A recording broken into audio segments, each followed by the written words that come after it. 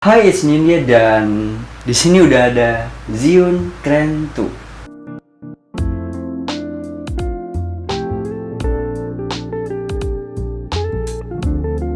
Oke, jadi ini Zhiyun Kren 2 bukan Zhiyun Kren versi 2, tapi ini Zhiyun Kren 2. Oke, bedanya apa sama yang sebelum-sebelumnya? Oke, jadi Zhiyun Kren 2 ini bisa mengangkat beban yang lebih berat. Kalau nggak salah 3 kiloan lebih. Jadi DSLR seperti One DX itu bisa keangkat pakai gimbal ini. Oke, nggak usah lama-lama, kita langsung aja lihat apa aja yang kalian dapat pas membeli gimbal ini. Oke, jadi ini boxnya, waduh, boxnya sangat solid ya. Ini jadi pas kalian beli paketnya ini, kalian otomatis sudah dapat boxnya ini. Jadi aman banget ya buat dibawa kemana-mana. Sabar, aku buka dulu ya.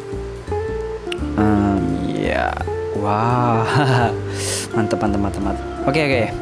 Jadi ini penampakannya. Dan ntar aku fokusin dulu, kayaknya nggak fokusin. Nah, ini kita dapat 3 buah baterai. Ntar aku cek dulu. Ini baterai apa ya? Oh iya. Jadi ini baterainya dapat 3. Masing-masing itu 2000 mAh ya. Masing-masing 2000 mAh dan dapat casnya juga pastinya. Ya gimana kalau nggak dapat casnya, ngecas di mana?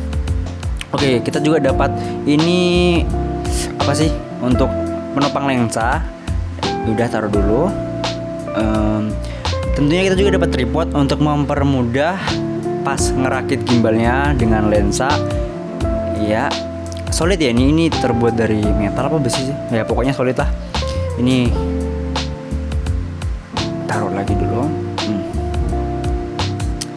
Dan tentunya kita move ke kotak kecil ini. Ini isinya kabel-kabel ya. Jadi ketika kalian beli ini, itu ada yang paketan sama follow focus, tapi yang aku punya ini nggak ada. Oke, jadi kita dapat kabel USB yang bisa nyambungin ke komputer atau laptop. Aku nggak tahu sih sebenarnya ini kegunaannya untuk apa. Nah, ya maklum lah, belum terlalu profesional dalam mereview barang. Oke, udah kita taruh aja. Dan ini next ada kabel. Oh, ini kabel dari kamera Sony ke gimbalnya ya, ini kabelnya. Dan juga ini ada kabel. Oh, ini kabel Canon to gimbal ya, ini sama kayak yang tadi tuh. Udah taruh dulu samping. Dan tentunya unitnya itu sendiri. Waduh, ini keren banget sih. Jadi itu barang-barang yang kalian dapat ketika kalian membeli Zhiyun Kren 2 ini. Nggak sama follow fokusnya ya. Jadi di sini aku bakal praktekin sedikit caraku buat stabilin gimbal ini ke kamera yang kecil ini. Ini adalah Sony Alpha 6000 yang biasa aku pakai konten dan kerja. Pokoknya ini ya sudah sama-sama aku udah cukup lama, hampir 2 tahun. Oke, di sini aku pasangnya di angka 4 ya, karena gini, tipsnya dari aku, kalau bukan dari aku ya sih.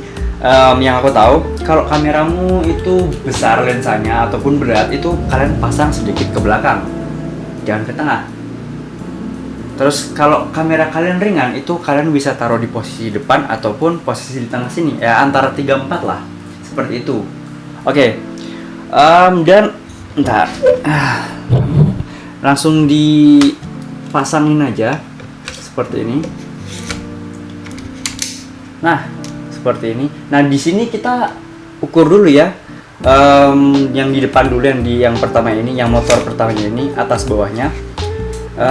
Kita lihat kalau dia udah stabil kayak begini, berarti ini sudah boleh untuk dikencangin. Oke, kita kencangin ya. Kebalik. Bentar. Oke, nice. Nah, udah kita setting kiri kanannya, apakah terlalu berat ke kiri atau ke kanan, pokoknya sampai dia diam di tengah-tengah. Oke, ini udah cukup ya. Oke, berikutnya yang terakhir adalah motor di bagian bawah. Motor bagian bawah ini kalau aku biasanya itu dimiringin seperti ini. Nah, kalau gimbal kamu udah kayak begini, berarti ini udah cukup, udah bisa untuk dipakai kerja. Oke, kita langsung nyalain aja ya. Ini udah cukup stabil ya. Dan kenapa kita perlu untuk menstabilkan ini ya, namanya aja stabilizer, jadi dia harus stabil ya. supaya ketiga motor ini itu nggak kerja terlalu berat. Kita bisa kayak setting sembarang pasang sembarang, tapi kasihan motornya, dan itu efek buruknya bisa buat gimbal kalian cepat rusak. Jadi don't do that. Oke, jadi ada mode apa aja di gimbal ini, aku bakal kasih tahu kalian sekarang. Oke, kita taruh dulu ya, ini masanya berat banget nih. Nah, mode pertama yaitu pan forward. Jadi kamera bakal ngikutin kita ke kanan ke kiri kecuali ke atas ke bawah ya. Berikutnya ada lock mode. Jadi ini gimbal ngelock ya. Jadi dia ngelock ke objek itu dan gimbal nggak bakal gerak kemana-mana. Berikutnya adalah follow mode. Jadi ini gimbal bakal ngikutin kita kemana aja gerakannya seperti ini. Ya. Dan yang terakhir adalah ini kalau aku bilang selfie mode ya. Jadi kamera bakal berputar ke arah kita. Jadi ini berguna banget buat vlog. Jadi itu beberapa mode yang ada di gimbal ini. Oke, dan sekarang aku bakal ngasih tahu kalian positif dan negatifnya dari gimbal ini. Oke, positif yang aku rasa di sini gimbal ini cukup solid ya, sangat solid. Terus juga dia bisa ngangkat beban 3 kilo lebih, which is berguna banget buat kalian yang pakai DSLR. Nah, dan terakhir itu ada sistem apa sih namanya? Pokoknya kalau kita matiin gimbalnya itu gimbalnya nggak langsung kayak turun 2 gitu, tapi pelan-pelan. Namanya apa ya? Ntar nanti aku cariin namanya. Nah, dia seperti ini. Nah, dia matiin tuh pelan-pelan, jadi nggak langsung enggak. Jadi matanya tuh pelan-pelan. Dan dari sisi negatifnya gimbal ini itu berat ya. Jadi buat kalian para traveler ini sangat aku nggak anjurkan buat kalian. Dan juga buat kalian yang pemalu pakai gimbal ini, mungkin karena gimbal ini besar banget dan mencolok banget, mungkin buat kalian ini gimbal nggak terlalu recommended ya. Ya udah, segitu dulu review dari gimbal ini. Dukung aku terus dengan cara subscribe channel ini dan share video ini ke teman-teman kalian. Semoga bermanfaat buat kalian dan teman-teman kalian.